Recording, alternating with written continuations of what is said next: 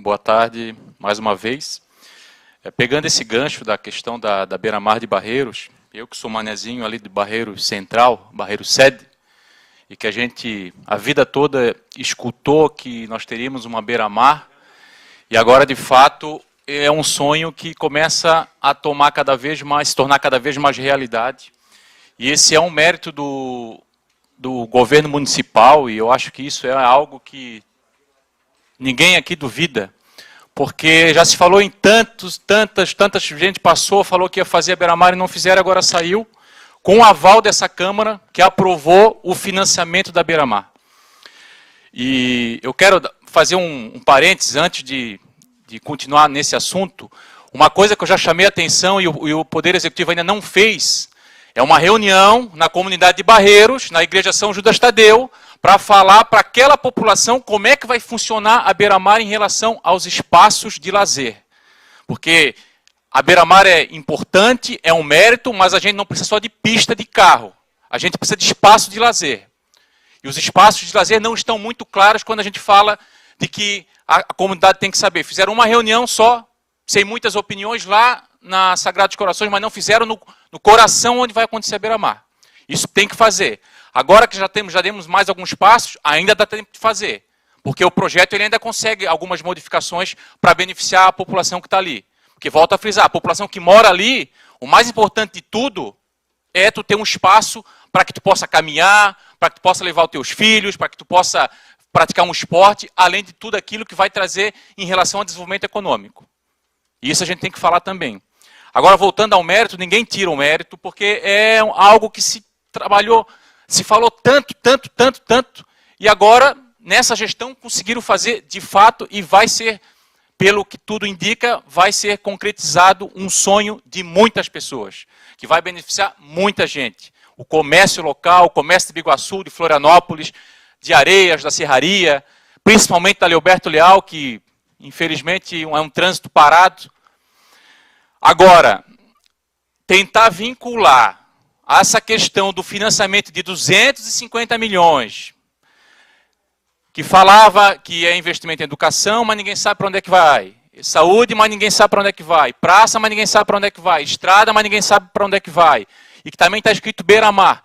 Que eu lamento muito, tá? Eu lamento muito que o governo dessa potência tem que fazer um financiamento para pagar uma contrapartida de um outro financiamento. Porque tu não vais pagar de uma vez só. Tu vais pagando conforme as medições.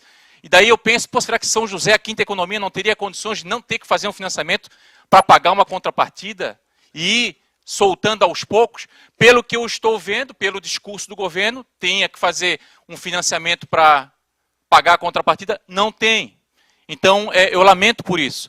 E eu quero citar aqui, eu vi uma reportagem do rapaz Paulo César, não sei se ele é jornalista, deve ser jornalista, lá na NTV, na SC no ar, que passou acho que ontem, foi ontem que passou, vereador Crislan? Foi ontem que passou? Ele falando que os vereadores têm que ter responsabilidade. Ele deve ter recebido um release da comunicação da prefeitura, mas ele nem teve a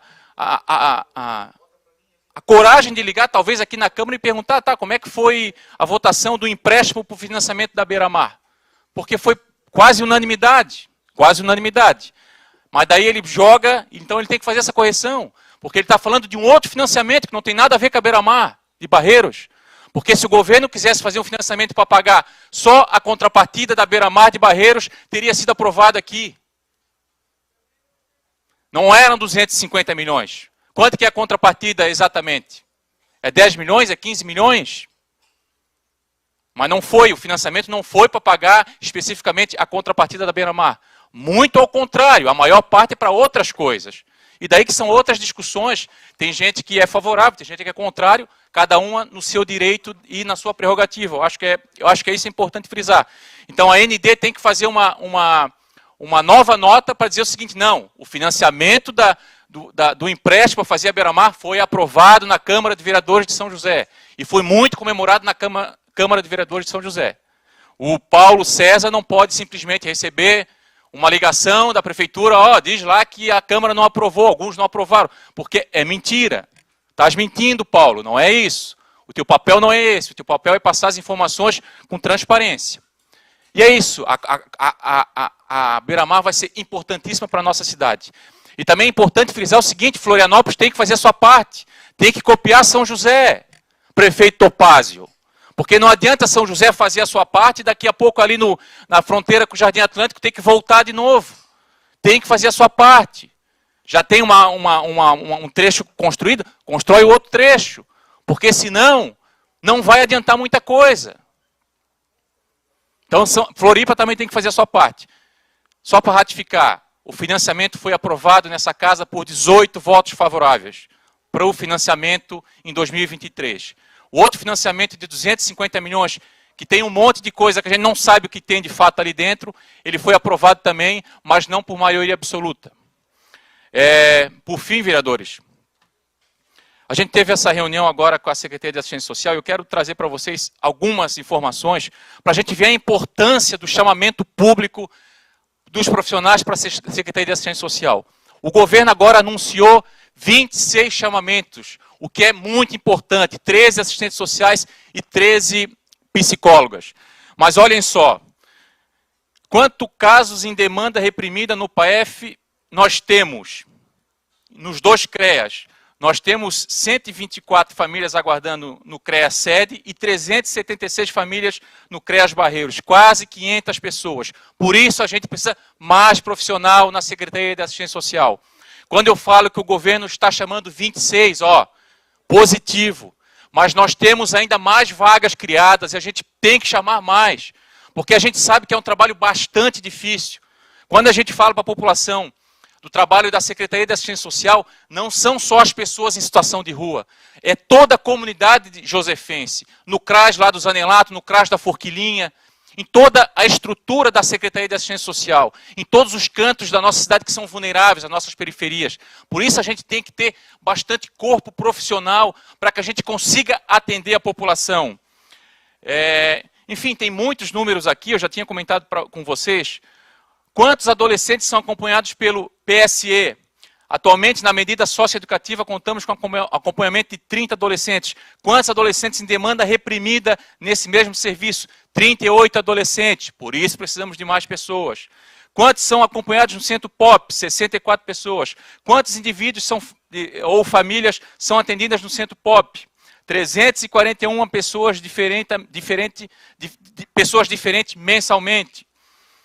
Quantas abordagens são realizadas por mês pela equipe de abordagem social? Atualmente, 260 abordagens por mês. Olhem só, hoje nós temos 260 pessoas que são abordadas mês na Secretaria de Assistência Social. Por que a gente precisa de mais? Porque a gente sabe que a demanda é muito maior.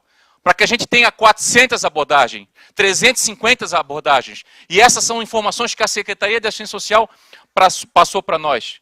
Como está estruturada a alta complexidade no município? Quantos profissionais efetivos compõem as equipes de alta complexidade?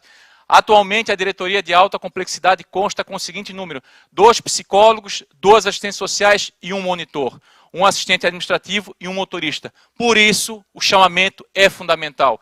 E quando a gente fala de políticas públicas, para que a gente consiga um melhor serviço para a população, porque quando a gente fala de assistência social, a gente tem que pensar na nossa população. O serviço em si, o serviço quando ele é feito, ele é muito bem feito. Mas pensem vocês o seguinte, quando a gente tem uma garrafa, que cabe 5 bolinhas dentro dela, e a gente tenta colocar 10 bolas dentro dela, a gente não vai dar conta. E se a gente não dá conta, a gente vai ter que comprar uma garrafa maior. E é assim que funciona o serviço público, na área da assistência social, na área da saúde, na área da educação. Quando alguém da comunidade não consegue um atendimento no posto de saúde, não é por falta do atendimento, mas é por falta dos mecanismos para que ela consiga ser atendida. E quando a gente fala do investimento no serviço público, a gente está falando no investimento, na atenção que as pessoas precisam no serviço público. Então, quando a gente investe no serviço público, a gente está investindo na atenção que a comunidade vai receber do serviço público. Porque as pessoas precisam do serviço público, do serviço de segurança da Polícia Militar, da Guarda Municipal, na educação e na saúde. Por isso que eu sempre bato nessa tecla.